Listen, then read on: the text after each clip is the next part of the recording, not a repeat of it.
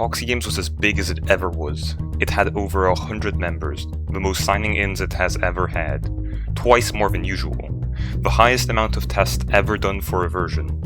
With high expectations and being ready to deliver, the Poxi Games dev team released the sign-up forms and the release date. What they didn't know was that this season would go down in history as the worst ever made. How was this possible?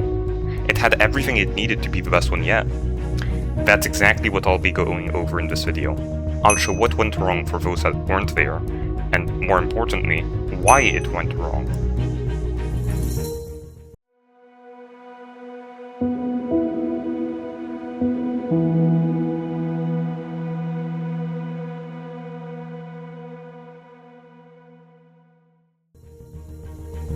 To understand why the season went so poorly, you first need a bit of history. Poxi Games 1 was coded using either command blocks or nothing. For example, Spleef used to be mine snow and then the last one standing wins, just that, score-wise. I'd have to manually calculate or give the points to whoever. We'd agree on who gains how many points, and from there I just multiplied by the minigame's multiplier, and add it. Meaning that the lobby did take a while, usually 2 to 3 minutes, which in Poxi Games 3 was around 40 seconds. After Poxi Games 1, 3 out of 4 players decided that this had potential, and collectively decided to do this again, but better. We knew we'd have more players, meaning that the points would have to be optimized, which nowadays is a no-brainer, but at the time that would have been a revolution. Matteo only knew commands and command blocks, so obviously he only started coding with command blocks, finishing a full 35% of the first command block-based minigame. When Rodald, an old Poxi Games dev, saw this, he went, "Nah, not on my watch," and forced Matteo to switch to data packs. Basically, it's the exact same thing as a command block, but in a file, and it runs smoother, faster, and is easier to debug, and overall it's also more transferable. All that to the price of nothing, so thanks Rodald, that was a really great tip. That was basically what Poxi Games 2 was coded in. So now we skip to Poxi Games 3. With the heist overhaul. In case you weren't there at the time, the overhaul brought the warehouse and upgrades. An update that at least half of the players still didn't fully understand to this day, or like the day this video was made. You might be wondering, what about this update links to Poxi Games 4's Ghost Season? The answer is straightforward. Data packs or MC functions. If we want to be exact, it's a truly horrible language. Of course, compared to just using command blocks, it's great, but if you compare it to an actual coding language, you'd quickly realize that it just sucks. If you're a coder, then you know the pain that comes with a language that doesn't have classes, variables, array lists, loops, functions with parameters, and the list goes on. But most of you probably don't code, so let me just simplify why this became impossible. Imagine every team has an upgrade like health upgrade, damage upgrade, and value upgrade. In Java, that's an object. If a player buys an upgrade, you simply tell the game, take this player's team, find the selected upgrade, and increase it by 1. That's it. Simple. Probably takes 7 lines of code. In a data pack, this doesn't exist. There's no classes, no array lists, no loops. So instead of writing the logic once for every team, you manually write it for every single team, every single upgrade, and every single situation. So it quickly becomes number to the power of other number. Basically, you transfer something that takes about 7 lines in Java to about 50 lines in MC function. And that's just for one feature. So that's when we realized that if we wanted to make Poxi Games better quality every version, staying on data packs was just not possible. We already reached what we could do with data packs. So we knew that switching to a plugin was imminent. That's why Poxi Games 3 Season 4 was going to be the last updated version on a data pack, because we're not going to be updating it if we're transferring over. So in terms of Ghost Season, a Ghost Season defines a season that doesn't have any trace. Whether that's in my personal files, that's why Poxi Games 3 Season 5 was considered a Ghost Season, or in the scores or like history, aka this Ghost Season, the one we're talking about, because this one's way bigger than the previous one. So Poxi Games 3 Season 5 was a Ghost Season because it never got updates to fix the bugs, and this one because the scores don't count. So there we were, 19th of April. Dawnfall was about 80% coded for the plugin, the first step that would lead to Poxi Games 4. If you're wondering why I coded Dawnfall before Race, since, Dawnfall is the 7th game and Race is the first one, well, the reason is because I wanted to learn how to code the plugin first, before doing a big game, and Dawnfall is a small game, so that's why we started like that.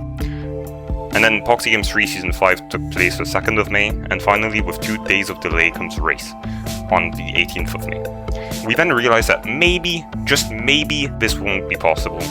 It's been over 3 weeks to code 2 minigames, Race and Don't Fall, and if we scale that for all 9 minigames, it would take over 14 weeks at best.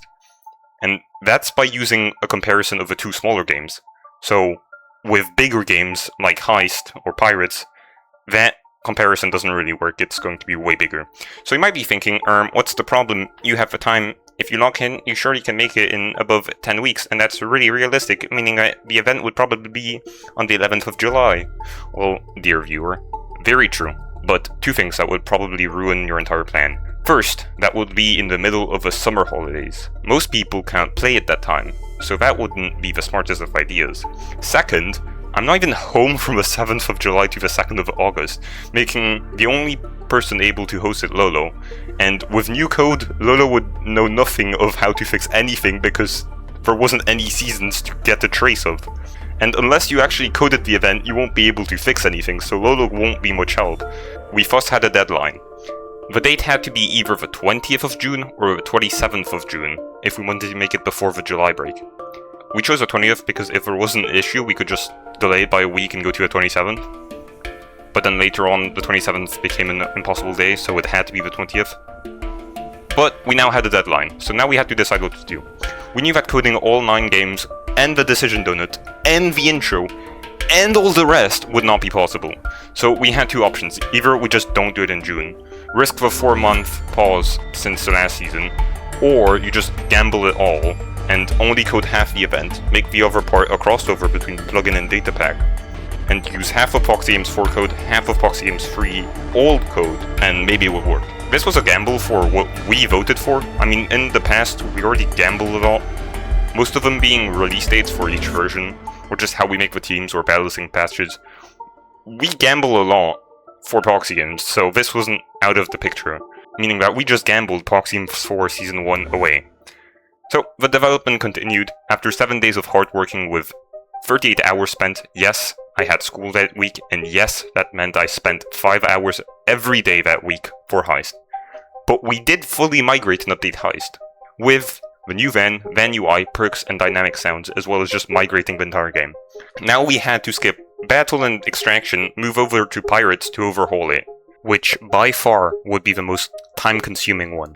On the 6th of June, a full 22 days after, with a colossal 121.7 hours, which is the equivalent of 5 full days of work with no break or sleep. Yes, that also gives me an average of 5 hours and 30 minutes of coding per day for Pirates development, with school time. All that to give us the beauty of Poxi Games 4's Pirate. If you're new, you probably don't understand how cool New Pirates is, because you're new, but all of the OGs probably agree with me that New Pirates is insanely better than Old Pirates. The craziest thing is that during the Poxi Games 4 Ghost season, we only got to play about 3/5 of the Pirates game. There's another 2/5 of the entire game that we didn't play because we just didn't reach enough gold or reach enough features, or just didn't have the time overall. So you must understand how much of the time was spent into Pirates. With only 2 weeks remaining, we had to pick between coding OC and U-Bridge, or keep Spleef and just recode Bridge. We decided to do both, so coding OC and U-Bridge. Unluckily, instead of the 2 days allocated for Bridge, it took over 6 days to code, which only left room for 8 days for OC.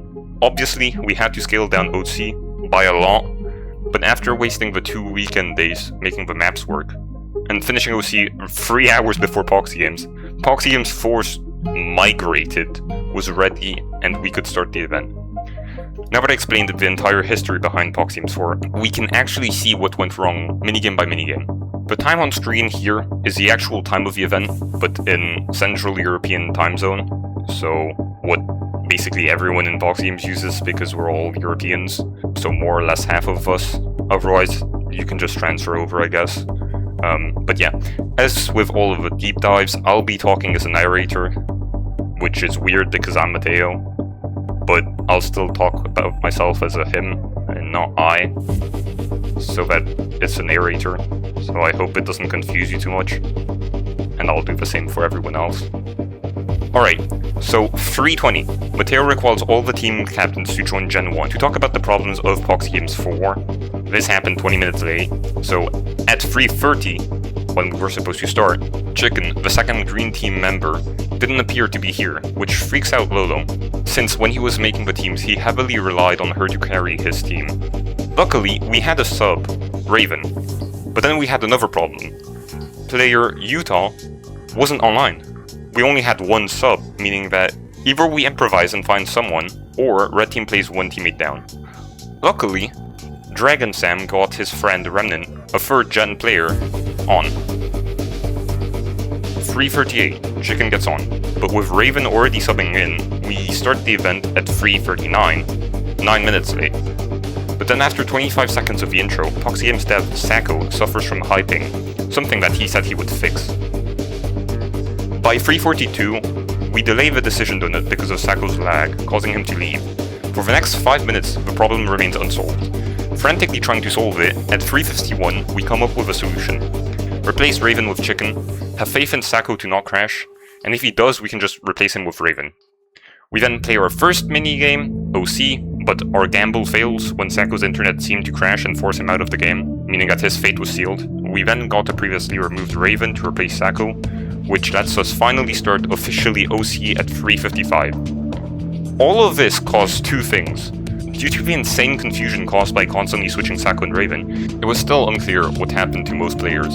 And secondly, starting the event this late, after dealing with problem after problem, completely changed the atmosphere within the dev team. You might think that this shouldn't affect how the hosts, Lolo and Matteo, manage this event, but it absolutely does. If an event starts calmly, your mind stays focused on running it. You're thinking about the next minigame, the next announcement, and making sure everyone is having fun, as well as yourself. But when things begin to go wrong, before the event even actually properly starts, everything changes. Every delay means 16 people are waiting for you. Every minute feels far longer than it actually is. Every new problem makes you wonder what will break next. Looking back, this was probably the moment that decided the entire season. The bugs themselves weren't what hurt us the most. The pressure was. Once you enter that mindset, you stop thinking clearly. You stop checking the obvious things because you're too busy trying to solve a problem that's right in front of you.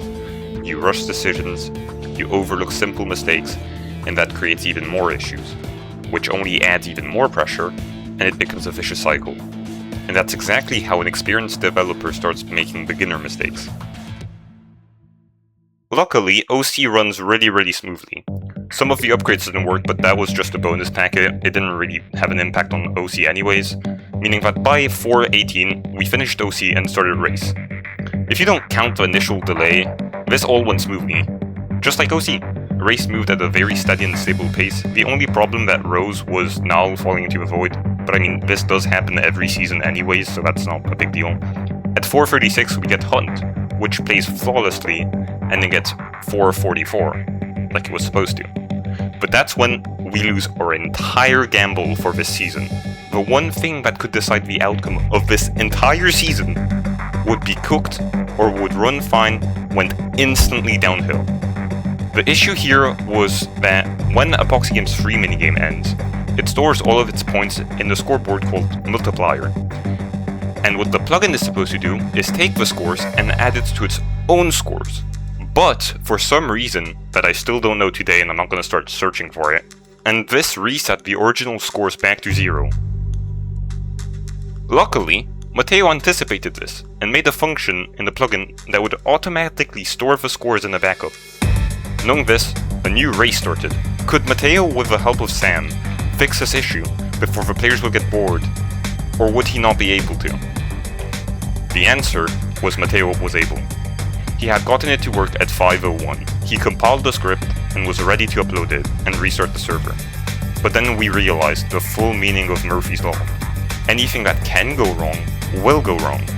In this case, the multiplier itself wouldn't update to match the games being played, which gives a new dilemma. Take another 50 minutes to fix it or go without it. After consulting Lolo, they picked the former. Fixing it would have to do.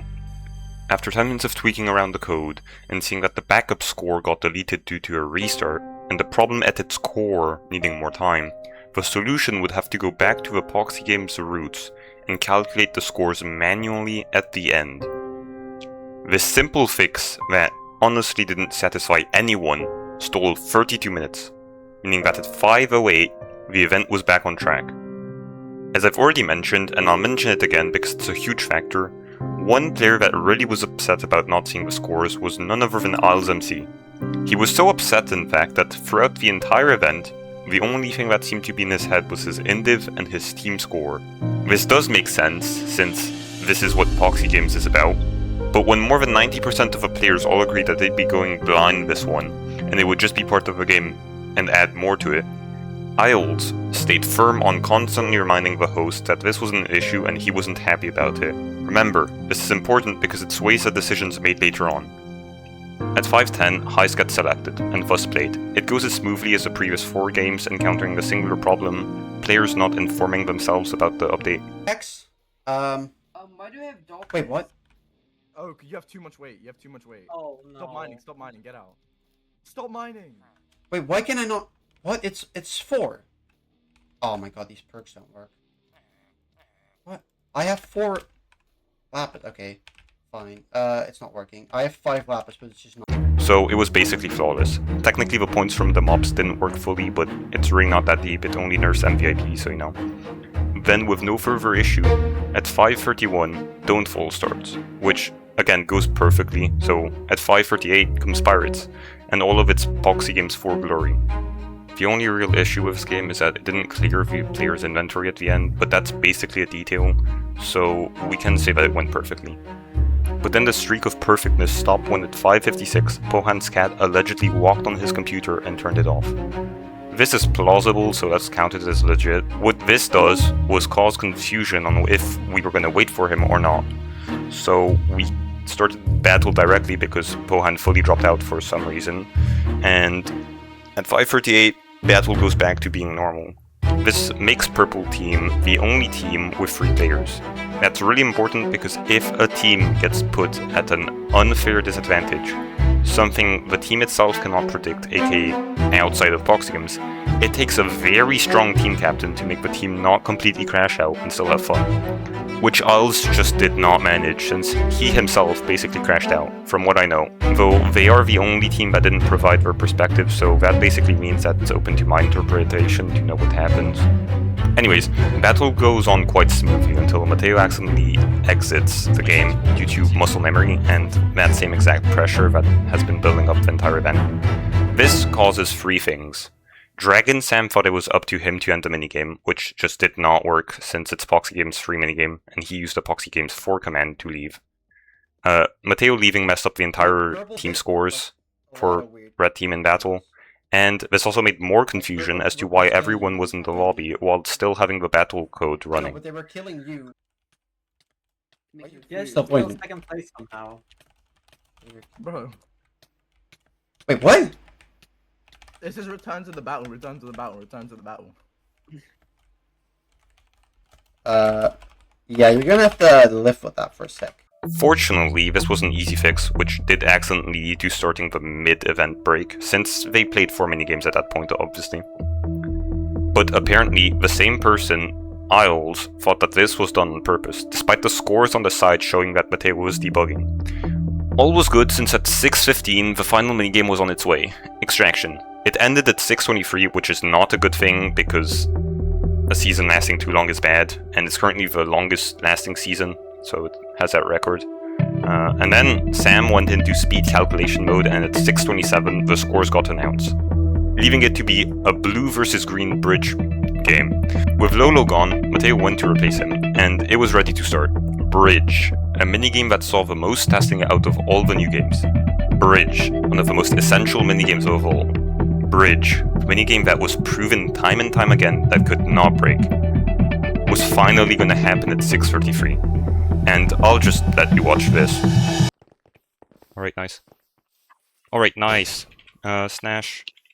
Minigame, start, bridge. It's slightly different now, by the way. Okay. So now you sort your inventory instantly, so don't exit your menu. Don't press E, just don't move. Don't touch your keyboard. For fuck's sake! Fuck! What? It didn't work for me. No, it didn't.